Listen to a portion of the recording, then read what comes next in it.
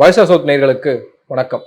இந்த நேர்காணலில் நாம் சிந்திக்கிருப்பவர் பத்திரிகையாளர் திரு கோடீஸ்வரன் அவர்கள். வணக்கம். நேயர்களுக்கு வணக்கம்.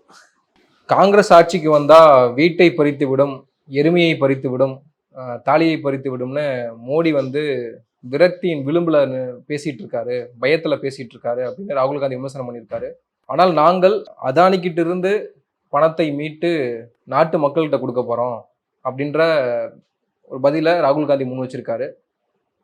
இந்த விமர்சனங்களை, மோடியினுடைய விமர்சனங்கள் நீ எப்படி பார்க்குறீங்க? வழக்கமாக பார்த்தீங்கன்னா, பாரத பிரதமர் மோடி அவர்கள் இந்த வளர்ச்சி,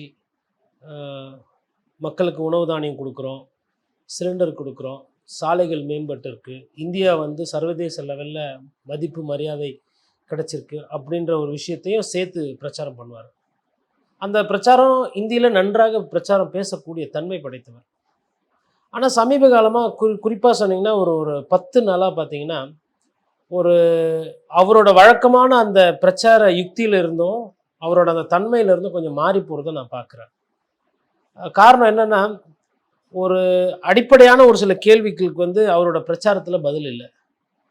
அந்த அடிப்படையான கேள்வி என்னென்னா, பெரும்பான்மையினராக இருக்க இந்துக்களோட சொத்தை பிடுங்கி 80 விழுக்காடு இருக்கிறவங்களோட சொத்தை பிடுங்கி நீங்கள் 20 விழுக்காடு இருக்கிறவங்க கிட்ட கொடுத்தீங்கன்னா அந்த 20 விழுக்காடு மட்டும்தான் உங்களுக்கு ஓட்டு போடுவாங்க. அப்போ அந்த 20 விழுக்காடு ஓட்டு போட்டால் அந்த கட்சி தேர்தல் வாக்குறுதி அரசியலேருந்து காணாமலே போய்விடும். இதெல்லாம் எப்படின்னு புரிகிற மாதிரி சொல்கிறேன்னா, பெரும்பான்மையினராக இருக்க இந்துக்களோட சொத்துக்களை பிடுங்கி சிறுபான்மையினராக இருக்க முஸ்லீம்களுக்கு கொடுக்குறாங்கன்னு வச்சுக்கோங்களேன் காங்கிரஸ் கட்சி. அதுக்கப்புறம் என்ன ஆகிடும்னா, இந்துக்களோட ஒரு ஒட்டுமொத்த விரோதியாக காங்கிரஸ் கட்சி மாறிடும். அதுக்கப்புறம் எந்த இந்துவோ இல்லை பெரும்பான்மையினர் ஓட்டே போட மாட்டாங்க. ஆல்ரெடி ஓட்டு போட்டே ஆட்சிக்கு வராத ஒரு நிலைமையில் இருக்கும்போது தன்னுடைய தூக்கத்திலே கனவுல கூட இந்த மாதிரி ஒரு பைத்தியக்காரத்தனத்தை காங்கிரஸ் செய்யாது. காங்கிரஸ் அதாவது அரசியல் ரீதியாக செய்யறதுக்கு ரீசன் கிடையாது, காரணம் கிடையாது, செய்ய முடியாது. சரி, இப்போ சட்ட ரீதியாக இதை செய்ய முடியுமா? சட்டத்தில் இதுக்கு இடம் இருக்கா அப்படின்னா சட்டத்திலையும் இதுக்கு இடம் கிடையாது. ஒருத்தரோட இப்போ இந்திய திருநாட்டில் பார்த்தீங்கன்னா, குடும்பத் தலைவர்கள், அதாவது தாய் தகப்பன் அதிகமாக கஷ்டப்படுவாங்க. அவங்க கூட ஒரு 3 வேளை சாப்பாடு சாப்பிடாம காசு பணத்தை மிச்சம் பண்ணி ஏதோ ஒரு கொஞ்சம் காசு இருந்தால் கொஞ்சம் நகையை வாங்குவாங்க. அது இன்னும் கொஞ்சம் ஜாஸ்தி ஆச்சுன்னா அந்த நகையெல்லாம் விற்று அதுக்கப்புறம் ஒரு சின்னதாக ஒரு 1/4 கிரவுண்டில் ஒரு இடம் வாங்குவாங்க. அதுக்கப்புறம் கடனை உடனே வாங்கி அந்த பசங்களை படிக்க வைப்பாங்க. அதுக்கப்புறம் அந்த வீடை கட்டி அந்த பசங்களுக்கு கொடுத்துட்டு அவங்க காலம் செஞ்சுருவாங்க. இதுதான் இந்தியர்களோட இயல்பான வாழ்க்கை. இப்போது வெளிநாட்டில் இருக்கிறவங்களுக்கும் இல்லை யூரோப்பை போன்ற மேலை நாடுகளில் இருக்கிறவங்களுக்கும் ஆசிய நாடுகளில் குறிப்பாக இந்தியாவில் இருக்கிறவங்களுக்கும் அந்த வித்தியாசம் என்னென்னா, தன்னோட தலைமுறைக்கு பிறகு அடுத்த சந்ததியினர் கொஞ்சம் சொத்தை சேர்த்து வச்சுட்டு கண்ணை மூடணும் அப்படின்ற அந்த ஒரு குணாதிசயம் இவங்ககிட்ட இருக்குது. அதேமாதிரி சிறு சேமிப்பு பண்ணுன்ற அந்த ஒரு எண்ணோட்டமும் இந்த கலாச்சாரத்தில் இருக்குது. அப்போ இந்த 2 கலாச்சாரத்தையும் எதிர்த்து ஒரு பிரச்சாரத்தை பாரத பிரதமர் மோடி அவர்கள் செய்கிறார். என்னன்னா, இந்துக்களோட சொத்தை பிடுங்கி இஸ்லாமியர்கள் கொடுக்குறாங்க. அப்போ இது கலாச்சாரத்தில் இது ஒரு சீர்கேடான ஒரு பிரச்சாரம். இதை யாருமே விரும்ப மாட்டாங்க. இப்போ காங்கிரஸ் கட்சி எப்பயுமே இந்துக்களுக்கு எதிரி எதிரி எதிரின்ற மாதிரி ஒரு கட்டமைப்பு பண்ணுறாரு. இப்போ அசாதுதீன் ஓவைசி போன்ற ஒரு சமூகத்தினருக்கு இவர் அரசியல் பண்ணல.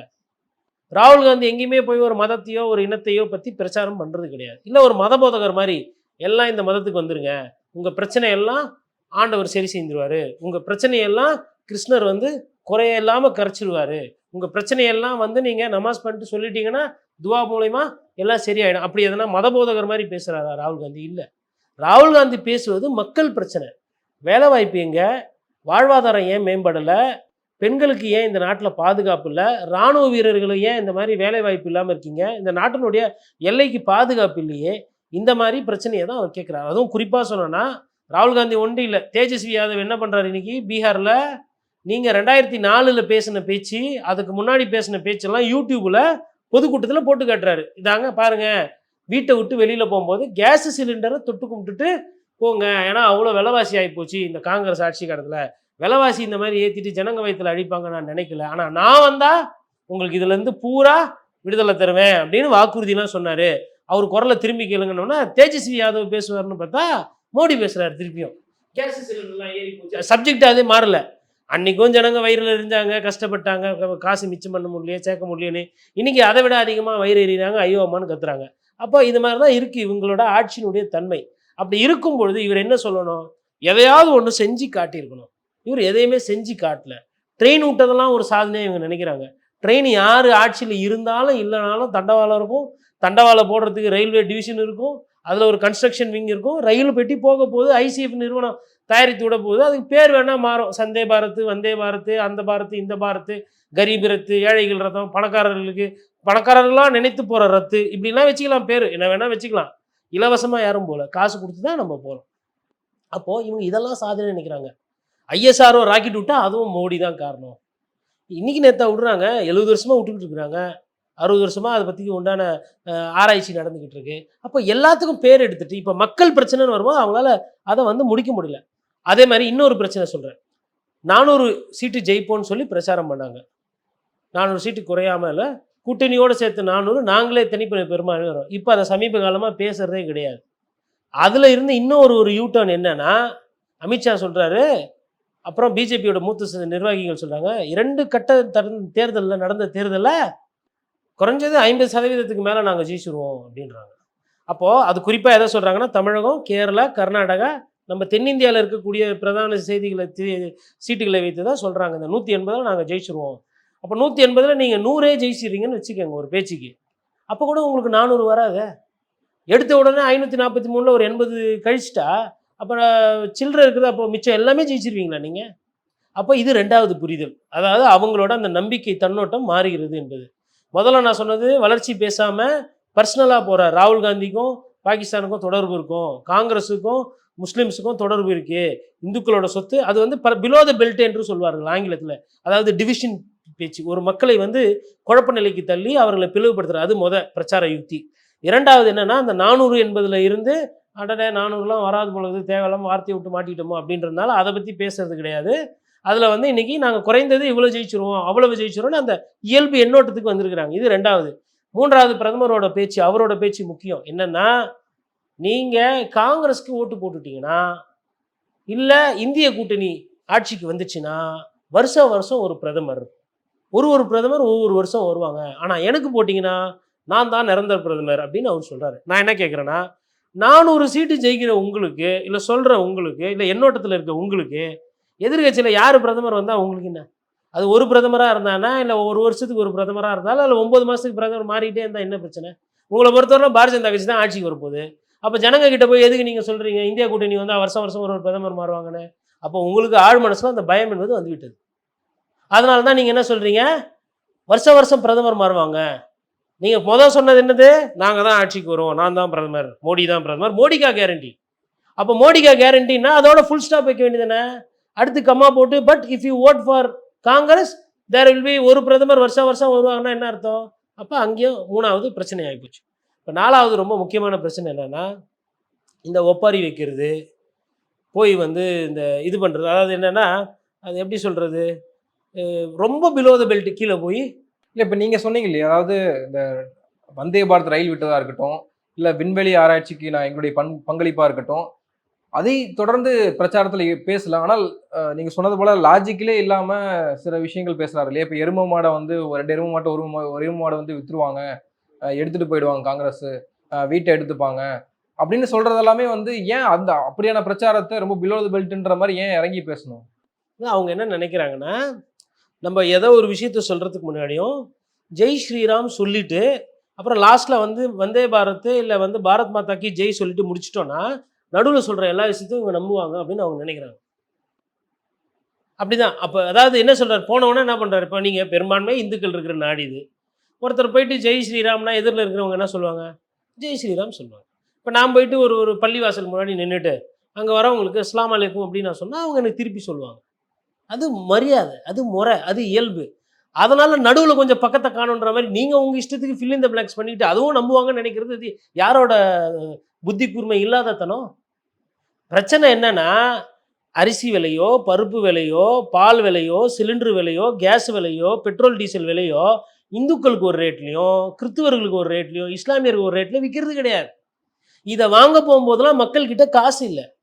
மக்கள் வந்து சேமிப்பு அந்த புள்ளி விவரம்லாம் எடுக்கிறதே கிடையாது. எவ்வளோ இந்து இருக்கிறாங்க, எவ்வளோ இந்த சாதி இருக்கிறாங்க, எவ்வளோ கிறிஸ்துவர் இருக்கிறாங்க, எவ்வளோ சிறுபான்மை இஸ்லாமியர் இருக்கிறாங்கலாம் கணக்கெடுக்கணும் வேணும். யார் எவ்வளோ சேமித்து வைக்கிறாங்க, யார் எவ்வளோ படிக்கிறாங்க, 3 வேளை ஒழுங்காக சாப்பிட்றாங்களா, நல்லா தூங்குறாங்களா, இருக்கிறதுக்கு ஒத்த சொந்த வீடு இருக்கா, அதுக்கெல்லாம் கணக்கெடுப்புன்னா அதுக்கெல்லாம் யாருக்கும் ஆள் இல்லை. இதெல்லாம் மக்கள் பிரச்சனை நான் பேசுறது. ஆனா இவங்க என்ன நினைக்கிறாங்க, சாதி ரீதி அரசியல், மத ரீதி அரசியல் அதுதான் பண்ணணும்னு நினைக்கிறாங்க. அப்போ இந்த இந்த 10 வருஷத்துல இதெல்லாம் பண்ணியிருக்கலாம்ல. இந்த இந்த டேட்டாலாம் பண்ணிட்டு, நான் ஆட்சிக்கு வரதுக்கு முன்னாடி சாப்பிட்டது சாப்பாடுனுடைய எண்ணிக்கை இவ்வளோ. நிறைய பேர் வந்து நைட்டு சாப்பாடு சாப்பிடாம தூங்குனாங்க. ஒரு சிலர் காலையில சாப்பாடு சாப்பிடாம இருந்தாங்க. நாங்க வந்து அரிசி போட்டதுக்கப்புறம் இது ஏறி இருக்கு. அந்த மாதிரி சொல்லலாம்ல. ஏன்னா அந்த அளவுக்கு போய் சேரல. வெறும் ரேஷன்ல அரிசி போட்டதை ஒண்டி ஒரு சாதனையா சொல்லிக்கிட்டு இருக்கிறாங்க. சரி, அது சாதனை தான். ஒன்றும் இல்லாதவங்களுக்கு ரேஷன்ல அரிசி கொடுத்து சாதனை. அதை வந்து இனாமா அம்மா உணவகம் நடத்தி இட்லி கொடுத்தவங்களுக்கும் சத்துணவு போட்டவங்களுக்கும் பொங்கலுக்கு வந்து கரும்பும் இதுவும் கொடுக்குற ஊரில் சொல்லக்கூடாது. இங்கே அதெல்லாம் முன்னாடியே பண்ணியாச்சு. இப்போ முன்னாடி பண்ணவங்க கிட்ட வந்து நீங்கள் சொல்லும்போது அது எடுபடாது. அப்போ தென்னிந்தியாவோட தன்மை என்பதே வேற இருக்குது. இப்போ வட இந்தியாவுக்கு வந்தாலும் அவங்களுக்கு அவங்க நினைக்கிற மாதிரி கிடையாது. நிறைய இடத்துல சிக்கல்கள் காத்து இருக்கிறது. நிறைய இடத்துல வாக்கு விகிதாச்சாரம் குறையுது. ஃபர்ஸ்ட் 2 போலிங்லையுமே பாருங்க, அவங்க எதிர்பார்த்த அளவுக்கு போலிங் வந்து ஏறலை. போன தேர்தலில் பிஜேபி தான் வேணும்னு சொல்லி வந்து ஓட்டு போட்டாங்கல்ல, அதே மக்கள் இந்த தேர்தலில் ஏன் ஓட்டு போட மாட்டாங்க? காங்கிரஸ்க்கு ஓட்டே போடலன்னே வச்சுக்குவோம். போன மாதிரி 70% வாக்குப்பதிவு பண்ணியிருந்தாங்கன்னா இந்த சதவீதம் அட்லீஸ்ட் ஓகே, ஒரு 2% குறைச்சிக்கங்க. வெயில் தாக்கம் அதிகமாக இருக்குது, போடலை. இல்லை ஏதோ ஒன்று உங்களோட ஆட்சி பிடிக்கல, போடலை. அதே 5 விழுக்காடு 7 விழுக்காடு 10 விழுக்காடு குறையுது. என்ன காரணம்? அப்போ சலிப்பு தட்டி போயிருக்கு. உங்கள் மீது கோபம் இல்லை, அதே சமயம் உங்கள் மீது நம்பிக்கை குறைகிறது. அதுதான் அதில் ரொம்ப முக்கியமான விஷயம். தென் மாநிலத்தில் நம்ம பார்த்துட்டோம். ஆனால் வட மாநிலத்தில் என்ன ரியாக்ஷன் இருக்கு அப்படின்றது நம்ம பேச வேண்டியதா இருக்குல்ல. இப்போ தென் மாநிலத்தில் பிரதமர் மோடியினுடைய பிரச்சாரம் எந்த அளவுக்கு எடுபடுது அப்படின்றது நமக்கு தெரியும். ஆனால் வட மாநிலத்தில் அவர் பேசுகிற பேச்சுக்கு அங்கே ரியாக்ஷன் என்னவாக இருக்கு அப்படின்ற ஒரு கேள்வி தானே. ரியாக்ஷன் என்ன மாதிரி இருக்குன்னா, ரியாக்ஷன் வந்து ஓரளவுக்கு வந்து மோடி அவரோட பாப்புலாரிட்டி இருக்க தான் செய்யுது, இல்லைன்னு. இந்த பாப்புலாரிட்டி வச்சு இன்னொரு வாட்டி அவர் பாப்புலராக இருக்காருன்னு வட மாநிலத்தில் இருக்க ஓட்டு போட மாட்டாங்கல்ல. வேலை எங்க? வட மாநிலத்தில் தானே இந்த இப்போ அவர் பாப்புலாரிட்டி இருக்கிறாருங்க. அவர் தான் இப்போ எல்லா கருத்து கணிப்புலையும் என்ன சொல்கிறாங்க ஊடகத்தில், மோடி தான் சிறந்த பிரதமர் வேட்பாளர். யாருன்னா மோடி தான். ரைட்டு. அப்போ எதுக்கு விவசாயி போராட்டம் பண்ணுறான் 5 மாநிலத்தில்? எதுக்கு ஹரியானாவில் போராட்டம்? இப்போ விவசாய பிரதமர் பாப்புலராக இருக்காருப்பா, அவர் தான்ப்பா சிறந்த பிரதமர், நம்மளாம் போராட்டம் பண்ணக்கூடாது அப்படின்னு நினைக்கல விவசாயி. எனக்கு கூலி வேணும், என் என் விவசாய பொருளுக்கு கொள்முதல் பரிசு வேணும், ஒரு தொகை வேணும், ஒரு கேரண்டி கொடுங்க. என்னால் வந்து விவசாயம் பண்ணிட்டு நஷ்டமாக முடியாது, என் பொருளுக்கு ஒரு ஆதார விலையை கொடுங்கன்னு கேட்குறாங்க. ஏன் போராட்டம் பண்ணுறாங்க? மோடி தான் பாப்புலராக இருக்கார்ல, விட்டு போக வேண்டியதுதானே. நீங்கள் கேட்டால் ராமர் கோயில் கட்டி கொடுத்துட்டாங்கல்ல, போக வேண்டியதுதானே. போலியே, மக்கள் போராடுறாங்கல்ல. ஹரியானாவில் போடுறாங்க, பஞ்சாபில் போராடுறாங்க, டெல்லியில் போராடுறாங்க, இந்த சைடு நாய்டா தாண்டி போராட்டம் இருக்குது, மத்திய பிரதேசத்தில் போராட்டம் இருக்குது, பீகாரில் விவசாயிங்க கூலியை கேட்குறாங்க, தமிழகத்திலேருந்து போய் அங்கே போராட்டம் பண்ணுறாங்க டெல்லியில். ஏன் மோடி பாப்புலராக இருக்காருன்னு விட்டுற வேண்டியதுதானே. நமக்கானவர், அவரும் இந்து நம்மளும் இந்து, விட்டுருவாங்களா? அப்படி அல்ல. ஜனங்க சிந்திப்பது அப்படி அல்ல. இது எடுத்துக்காட்டு. 2வது, இப்போ ரேவண்ணா, ஜூனியர் ரேவண்ணா வீடியோலாம் எடுத்து வச்சுக்கிறாரு. அதில் யார் அதிக பெரும்பான்மையினர் சாதி ரீதியாக பார்க்க முடியுமா? எந்த சாதி அதிகமாக ஃபோட்டோ எடுத்துருக்கிறாரு, எது கம்மியாக எடுத்துருக்காரு, எந்த ஜாதி எந்த மதம்னு? பெண்களை நம்ம வந்து கண்களாக நேசிக்கக்கூடிய, நம்ம பாதுகாக்க வேண்டிய பெண்களை தொட்டுருக்கிறாரு அவர். 7 நாள் வேணுமா துறைக்கு அவகாசம் கொடுக்கறதுக்கு? எங்கே போய் உக்காந்துருக்காரு தெரில. இவர் ஒரு ஒரு அரசியல் வாரிசு. குடும்ப அரசியல் பெருமை பேசுகிறீங்களா? இல்லை, அது குடும்ப அரசியலை எதிர்க்கிறவன் நான், அது வேறு விஷயம். ஆனால் இங்கே இந்த மாதிரி ஒரு நபர், இவரை மாதிரி ஒரு நபரை கூட்டணி வச்சுட்டு இருக்கீங்க. உங்களுக்கு பேசுறதுக்கு இன்னைக்கு திராணி இல்லை, எதை பேசுறதுனே தெரியல. இப்போ இது வந்து எதில் சேர்க்கறது? அங்கே பாதிப்படைந்தவர்கள் பெண்கள் கிடையாதா? மணிப்பூரில் ஒரு பாதிப்பு இந்துக்கள் கிடையாதா பாதிப்புக்குள்ளானது? அந்த மல்யுத்த வீராங்கனைகள் அவங்கெல்லாம் என்ன ஆஸ்திரேலியா அமெரிக்காவிலேருந்து வந்தாங்களா? அவங்க எந்த ஊருக்காரங்க, எந்த நாடு? இந்துக்களை தாண்டி அவங்க இந்தியர் தானே. இந்திய பெண்கள்லாம் இந்த மாதிரி பாதிக்கப்பட்டிருக்கிறாங்களே. பொள்ளாச்சி வழக்கு நடந்தது, இனி வரலும் அந்த வழக்கில் ஒரு தீர்வு நோக்கி போகலையே. யார் குற்றவாளி என்னன்னு தெரியலையே. திமுக கூட சொல்லிச்சு, நாங்கள் விசாரிப்போம், அதை பண்ணுவோம், இதுவும் பண்ணுவோன்னு. ஒன்றும் நவந்த மாதிரி தெரியல. இதெல்லாம் இப்போ தமிழர்களோ இந்தியர்கள் தானே பாதிக்கப்படுறாங்க. அப்போது சரி, பாதியான பெண்களையும் பாதுகாக்க நீங்கள் தவறியிருக்கீங்க. இதே வந்து நிருபயா கேஸ் நடந்துச்சு காங்கிரஸ் ஆட்சி காலம்னு நினைக்கிறேன். என்ன மாதிரியான ஒரு பிரச்சாரம் பண்ணீங்க?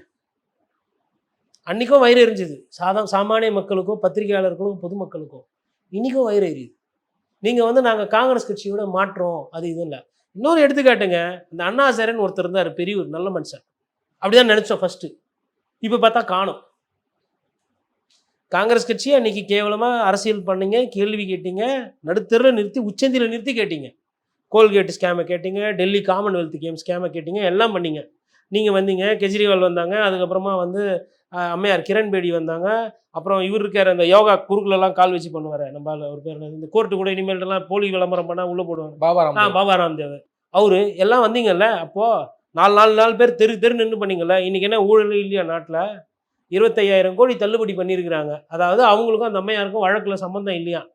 எந்த கேஸுன்னா நம்ம அஜித் பவரோட மனைவி அவர்கள். ஏன் அதே சலுகை எல்லாருக்கும் கொடுப்பீங்களா? ஐயா பொன்முடி சொன்னார், என்னை விட என் மனைவி வந்து மிக பணக்காரர், செல்வந்தர், அவருக்கும் இதுக்கும் சம்மந்தம் இல்லை, அவர் தான் எனக்கு கொடுத்தாங்க, அவங்கள நீக்கிறீங்கன்னு கோரிக்கை வைத்தார். ஏன் பொன்முடி அவங்க வீட்டில் நீங்கள் நீக்கல? ஆனால் அஜித் பவர் வீட்டில் ஒண்டி தள்ளுபடி பண்ணுறீங்க. அரசாங்க வழக்கறிஞர் என்ன சொன்னார்? ஓகே, அது ஒன்றும் பிரச்சனை இல்லை, இவர் மீது தான் எங்களுக்கு சந்தேகம் இருக்குது, இவர் குடும்பத்துலலாம் யார் மீதும் எங்களுக்கு சந்தேகம் இல்லைன்னு அரசு வழக்கறிஞர் போய் சொல்கிறாரு.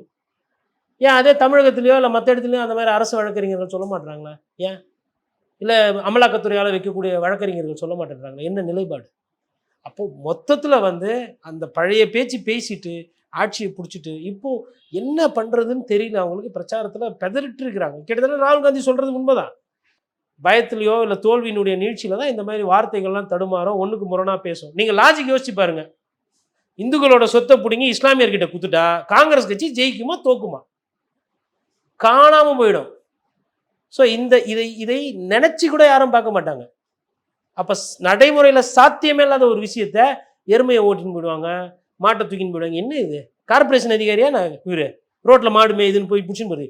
இருக்கிற மாடையே உத்தரப்பிரதேசில் கட்டுறதுக்கு ஆள் இல்லாமல் ஊரெல்லாம் மாடா போகுதுன்னு சொல்லிட்டு என்ன பண்ணுறதுன்னு தெரியாமல் முடிச்சுன்னு இருக்கிறாங்க. மாடு வளர்க்குறவங்களுக்கு தான் அது எவ்வளோ கஷ்டம்னு தெரியும். ஒரு மூட்டை புண்ணாக்கு விலை அதிகம், கம்பு விலை அதிகம், வைக்கா கிடைக்கிறது இல்லை, இவ்வளோ பிரச்சனை இருக்குது. அப்புறம் ஆளை வைக்கணும், எங்கேயும் நல்லது கெட்டதுக்கு போக முடியாது. ஒரு மாடு வளர்க்குற இவ்வளோ பிரச்சனை இருக்குது. சும்மா கோமாதா ஹே அப்படின்ட்டா முடிஞ்சிடாது. அது தெரியணும் என்னன்னு, 1 லிட்டர் பால் விலை என்னன்னு தெரியணும். மாட்டை அப்புறம் காப்பாற்றலாம், ஃபஸ்ட்டு மாடு மேய்கிறவனை காப்பாற்றணும். அவங்க எப்போ பாதுகாப்பாக இருப்பாங்க? பாலுக்கு விலை கூட கொடுக்கணும். தண்ணி வந்து விற்கிது 20 ரூபா 30 ரூபா லிட்ரு, பால் அதை விட கொஞ்சம் கூட போகுது.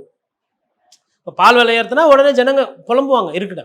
நீங்கள் அதுக்கு பதிலாக என்ன பண்ணலாம்? கொள்முதல் பரிசு கூடுதலாக பண்ணி கொடுக்கலாம்ல. அதை நீங்கள் பண்ணிங்கனாலுமே இடையர்கள், குறிப்பாக அவங்க வாக்குகள் வேணும்னு போய் கேட்குறீங்க. பீகாரில், உத்தரப்பிரதேசத்தில் மாடு அதிகமாக அவங்க தான் வச்சுருக்கிறாங்க. ஜாட்டு சமூகத்தில் அவங்க அதிகமாக மாடு வச்சுருக்கிறாங்க. இந்த விவசாயி கொள்முதல் பரிசோட அவங்களோட பிரச்சனையும் இருக்குது அதில். அப்போ கண்மூடித்தனமாக ஒரு விஷயத்தை பண்ணணும்னு நினைக்கிறது. நன்றி, நிறைய விஷயங்களை சுவாரஸ்யமாக பகிர்ந்துருக்கீங்க. உங்கள் நேரத்துக்கு மிக்க நன்றி. நேயர்களுக்கு நன்றி, வணக்கம்.